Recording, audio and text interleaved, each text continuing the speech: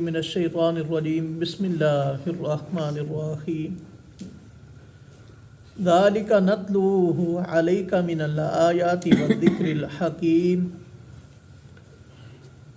یہ تھی آیات جو ہم نے پیارے پیغمبر صلی اللہ علیہ وسلم آپ کے اوپر پڑھی، تلاوت کی، اور حکمت والی نصیحت ہے. ان مثل عیسیٰ، بے شک عیسیٰ علیہ السلام کی مثال، عند اللہ، اللہ کے ہاں، کمثل آدم، ایسی ہے جیسے آدم علیہ السلام کی مثال ہے.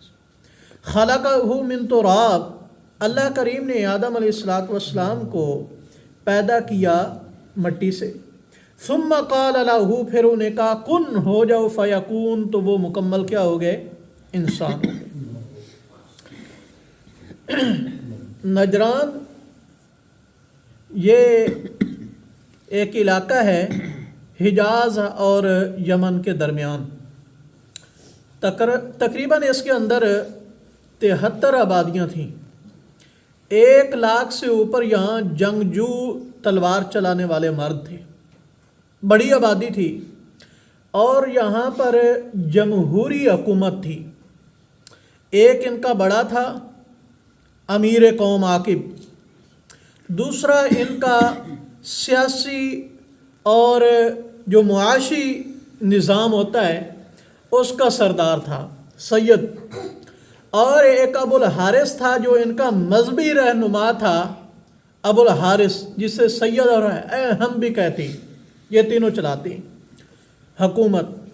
رسول اللہ صلی اللہ علیہ وسلم نے انہیں خط لکھا. یہ مکہ کے فتح ہونے کے بعد کی بات ہے. آپ صلی اللہ علیہ وسلم نے لکھا، اے بادشاہ اسقف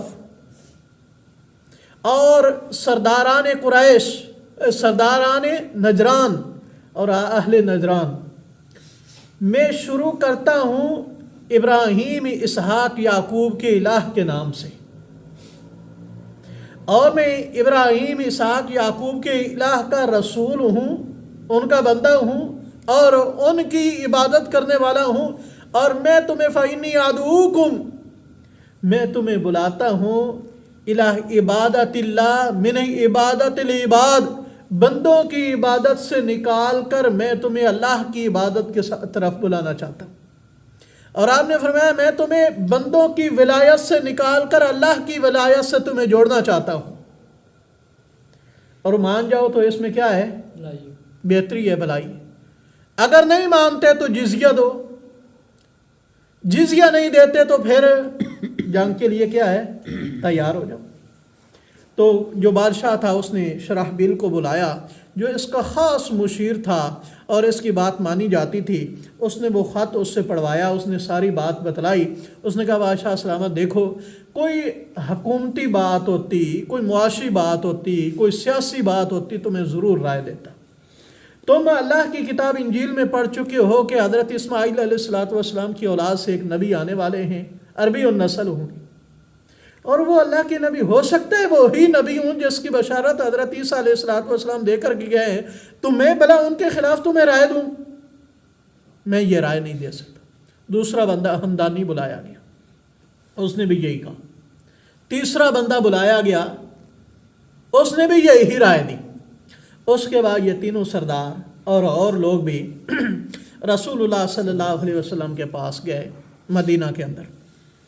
انہوں نے باریک ریشم کے سفری لباس اتارا. مدینہ میں پہنچ کر باریک انہوں نے ریشمی لباس پہنے، ہاتھوں میں سونے کی انگوٹھیاں پہنی اور شالیں ڈالیں، اور بڑے ٹھاٹھ باٹھ کے ساتھ مسجد نبوی میں گئے.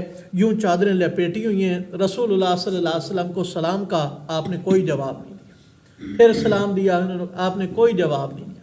پھر سلام دیا، آپ نے کوئی جواب نہ دیا. بیٹھے بیٹھے اٹھے. پھر حضرت عثمان، عبد الرحمن بن عوف اور علی المرتضیٰ رضی اللہ تعالیٰ ان حضرات کے پاس گیا. دیکھو ہم بات چیت کرنے کے لیے آئے ہیں، تمہارے نبی بات چیت ہی نہیں کر رہے. تو حضرت علی المرتضیٰ رضی اللہ تعالیٰ کہتے ہیں یہ ریشمی لباس اتارو اور انگوٹھیاں اتارو، ہو سکتا ہے پھر آپ صلی اللہ علیہ وسلم آپ سے بات کریں. انہوں نے یہ اتارا، پھر آپ کو سلام کا، آپ نے سلام کا جواب دیا. پھر انہوں نے حضرت عیسیٰ علیہ السلام کے بارے میں بات چیت شروع کی. انہوں نے کہا دیکھو حضرت عیسیٰ علیہ السلام کے بارے میں تمہارا کیا خیال ہے؟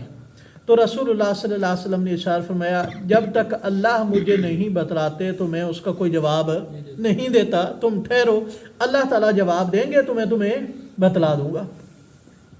تو اس کے بعد اللہ تعالیٰ نے تقریباً یہ 80 کے قریب آیات سورہ آل عمران کی نازل کی، اور انہوں نے حضرت عیسیٰ علیہ السلام کے بارے میں اپنا جو موقف تھا وہ اختیار کیا۔ دیکھو حضرت عیسیٰ علیہ السلام بن باپ کے پیدا ہوئے ہیں، ان کا باپ نہیں ہے۔ دوسرا، اللہ تعالیٰ نے انہیں کلمۃ اللہ کہا ہے۔ تیسرا، اللہ تعالیٰ نے انہیں روح اللہ کہا ہے، لہذا وہ اللہ کا کیا ہیں؟ حصہ ہیں، وہ اللہ کا کیا ہیں؟ حصہ ہیں۔ نمبر 4، وہ مٹی کے شکل بناتے ہیں، پھونک مارتے ہیں تو وہ اڑتے ہیں، ان کے پاس کیا ہے؟ طاقت ہے۔ ہم اس لیے ان کو کیا ہے؟ اللہ کا جز مانتے ہیں، ان کو معبود مانتے ہیں، ان کو سجدہ کرتے ہیں، ان کی عبادت کرتے ہیں۔ نمبر 3، وہ اندھوں کو ٹھیک کرتے ہیں، اور کوئی جو کچھ گھروں سے کھا کر کے آتے ہیں وہ بتلاتے تھے، غیب بھی جانتے ہیں۔ تو اللہ تعالیٰ نے پیچھے آپ پڑھ چکے ہیں، ایک ایک کا جواب دیا کہ جو وہ اندھوں کو ٹھیک کرتے تھے بِإِذْنِ اللہ، کس کی اجازت سے؟ کس کے حکم سے؟ اللہ کے حکم سے۔ نابینوں کو ٹھیک کرتے اللہ کی اجازت سے، کوئی بھی بات بتلاتے تو کس کی اجازت سے؟ اللہ کی اجازت سے۔ اور پھر فرمایا دیکھو حضرت عیسیٰ علیہ السلام اگر بن باپ کے پیدا ہوئے ہیں اور یہ ان کے معبود ہونے کی نشانی ہے، تو حضرت آدم تو بن باپ اور بن ماں کے پیدا ہوئے، ان کی چلو ماں تو ہے نا، تو حضرت آدم علیہ السلام تو بغیر ماں کے بھی پیدا ہوئے ہیں، تو ان کو معبود ہونا چاہیے۔ تم ان کو معبود نہیں مانتے، سارے کے سارے لوگ ان کو کیا مانتے ہیں؟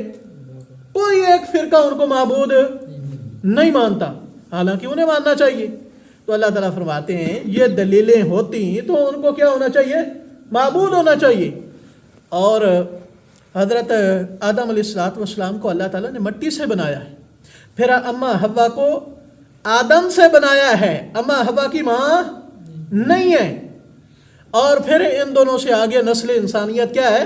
چلی ہے۔ اور حضرت عیسیٰ علیہ السلام اللہ کے حکم سے پیدا ہوئے ہیں، جس طرح اللہ کے حکم سے حضرت آدم علیہ السلام کیا ہے؟ پیدا ہوئے۔ جب یہ ساری آیتیں سنائی گئیں، انہیں حقیقت بتلائی گئی کہ اس سے بڑھ کر حضرت عیسیٰ علیہ السلام کی کوئی شان نہیں ہے کہ وہ اللہ کے رسول اور اللہ کے کیا ہیں؟ بندے ہیں، تو انہوں نے نہیں مانا۔ تو اللہ کے حکم سے رسول اللہ صلی اللہ علیہ وسلم نے کہا دیکھو پھر مباہلہ کر لیتے ہیں، دعا مانگتے ہیں، گڑ گڑاتے ہیں اللہ کے حضور کہ جو جھوٹا ہے اسے کیا کر دے؟ تباہ کر دے۔